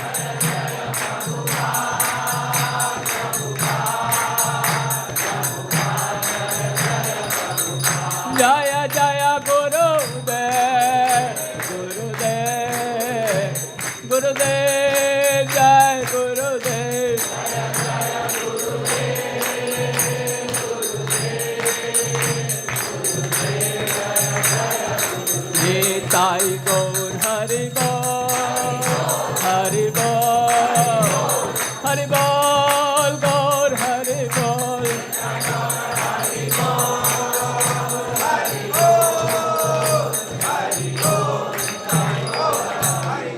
जय शिष्य भक्ति विघ्न विनाश लक्ष्मीवती नरसिंह देव भगवान के भक्तराज भक्त शिरोमणि शिशि प्रहलाद महाराज की जगत गुरु श्रील प्रभुपाद की।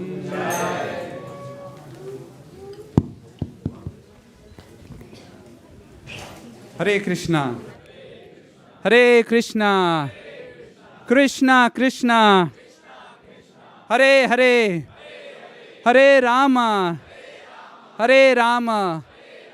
Ram Ram Hare Hare. We welcome you all here at ISKCON of Silicon Valley on a Sunday feast. Thank you all for joining us, especially during the holiday season, and thank you for taking out your valuable time. So let's give a big round of applause to everyone who has joined us here online. Okay. We'll also like to thank all the devotees who have joined online as well. So let's give them a big round of applause. Hari Hari Bol. Today's discourse and Krishna Katha was brought to us by His Grace Kautukārṇava Prabhu, who spoke on the topic of compassion and touched upon Live to Give campaign. So let's express our gratitude and thank him for a wonderful presentation tonight. Hari Hari Hari Bol. Hari Bol. We'll also like to express our gratitude and thank His Grace Shamrupa Prabhu for leading the Aarti and also Narsimha Aarti. Hari Hari Bol. And last but not the least, His Grace Charunimai Prabhu for leading the broadcasting of the program. So let's thank him for leading. Anyone coming here for the first time? Thank you. Thank you. Thank you. We have quite a few devotees. Thank you for joining us for a special program here at ISKCON of Silicon Valley. And if we could be of any assistance, please reach out to me. My name is Sri Gopal Das. We would be happy to assist you and answer any questions that you have. Thank you. Let's chant one Mahamantra for all our newcomers. Hare Krishna, Hare Krishna, Krishna Krishna, Hare Hare, Hare Rama, Hare Rama, Rama Rama, Hare Hare. Today, sponsor for the Sunday feast is being sponsored by Raman Prabhuji and his wife, Babli Mataji, and their son Premang. Is he here? Okay. Okay, that's fine. Please come, Prabhuji and Mataji. Thank you for sponsoring the feast. And they are sponsoring just for the pleasure of the devotees and especially during the holiday season. Please speak few words if you can, Prabhuji and Mataji. Yes. Hare Krishna, Krishna Krishna, Hare Hare, Hare Ram, Ram Ram, Hare Hare. There is nothing specific. We have few things, but I won't like to speak. But we wanted to sponsor this so that we can enjoy the Mahamantra and the Katha, and we can get grace from all of you. Thank you. Hare Krishna. And also they sponsored our garlands, the beautiful garlands that we offered to the deities and Srila Prabhupada. So they sponsored those garlands as well tonight. So thank you for sponsoring the feast and the garlands. We want to also sponsor Sunday feast. Okay, thank you. Please introduce yourself and please come here. And please announce the occasion and your names and your family. And thank you for sponsoring the feast. Hare Krishna, everyone. I'm Dolly. I'm Priyesh. Hare Krishna. Yeah. So we want to, he's our son Madhav. So we want to sponsor Sunday Feast just because we are so grateful for Krishna. I came to US 3 years back, and I did not like US. But after I started coming to ISKCON, I really felt good, and I felt this is a good place to be in. So thank you, Krishna, and thank you for 2024. We are blessed for that. Thank you, Mataji. Please, I'll have some Mahaprasad for you. Okay. Thank you. And Raman Prabhuji, this is the gift. Thank you again. Hare Krishna. Is there any other announcement that I missed? If not, then we can go to Prasad Sevaya prayers. Hare Krishna. Take this. Oh, sorry, yeah. It's very important announcement. Without cooks, the program is incomplete, and especially the prasadam.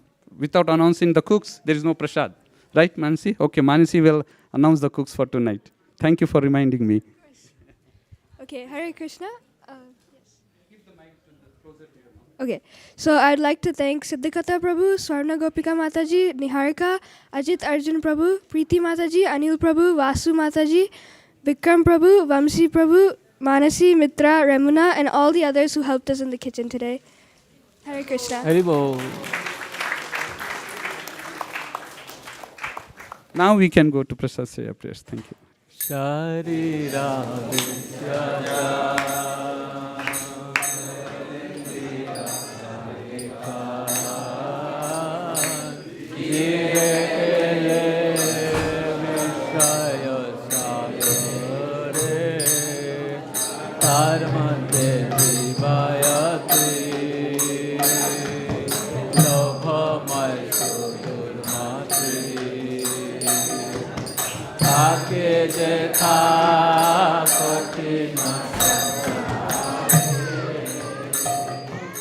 Krishna Barodayana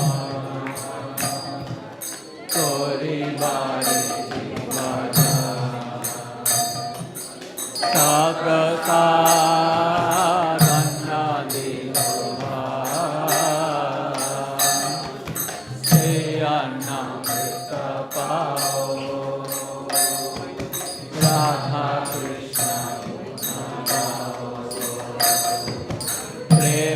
डाको श्री चैतन्य प्रेम डाको Shri Chaitanya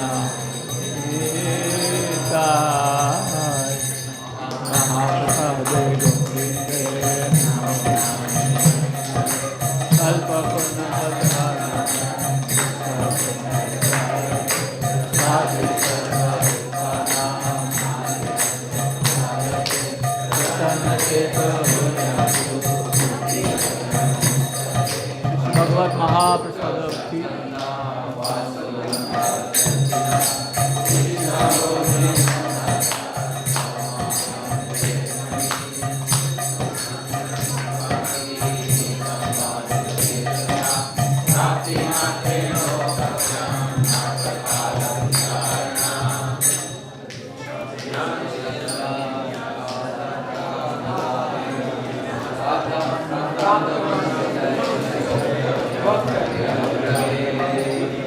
Shri Bhagavad Mahaprasad ki. Please come and take Mahaprasadam. Thank you very much.